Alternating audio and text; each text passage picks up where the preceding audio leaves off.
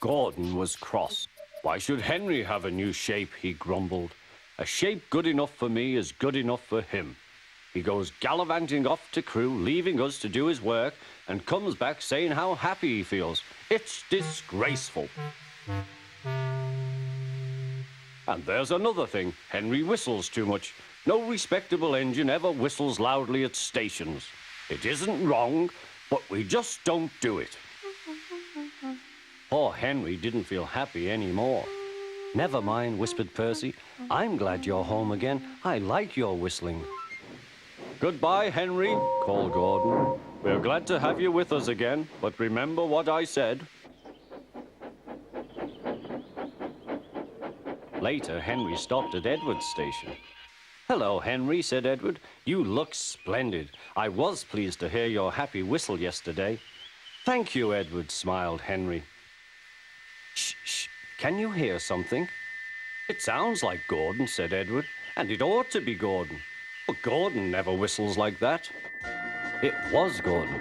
He came rushing down the hill at a tremendous rate. He didn't look at Henry, and he didn't look at Edward. He screamed straight through the station and disappeared. Well, said Edward. It isn't wrong, chuckled Henry, but we just don't do it. And he told Edward what Gordon had said.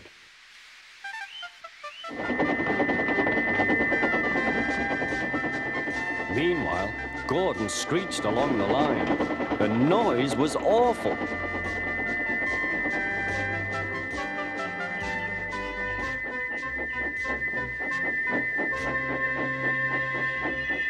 At the station, everyone held their ears. The Fat Controller held his ears too. Take him away, he bellowed, and stop that noise! Gordon puffed sadly away, but he wouldn't stop whistling until two fitters climbed up and knocked his whistle valve in place. That night, Gordon slunk into the shed. He was glad it was empty. It isn't wrong, murmured Henry to no one in particular, but we just don't do it. No one mentioned whistles. Next morning, Henry was enjoying himself enormously. I feel so well, he sang. Trickety-trot, hummed his coaches. Then he saw some boys on a bridge. Peep, peep, hello, he whistled. Oh, he called. The boys didn't wave and take his number. They thought it fun to drop stones on him instead.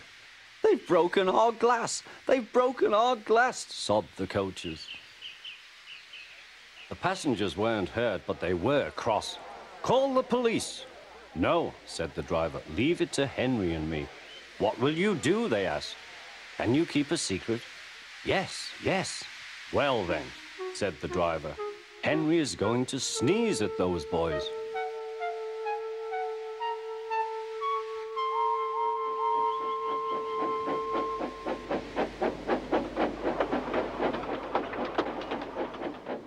Lots of people were waiting at the station just before the bridge. They wanted to see what would happen. Henry has plenty of ashes, said the driver. Please keep all windows shut till we have passed the bridge. Henry is as excited as we are, aren't you, old fellow? Henry was feeling stuffed up. Soon they could see the boys, and they all had stones.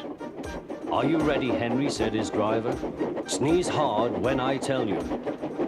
Now, he said. Achoo-shoo!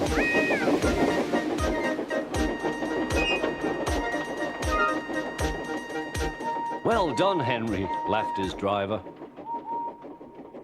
Henry went home very pleased with himself. He had taught Gordon and silly boys a lesson with a whistle and a sneeze.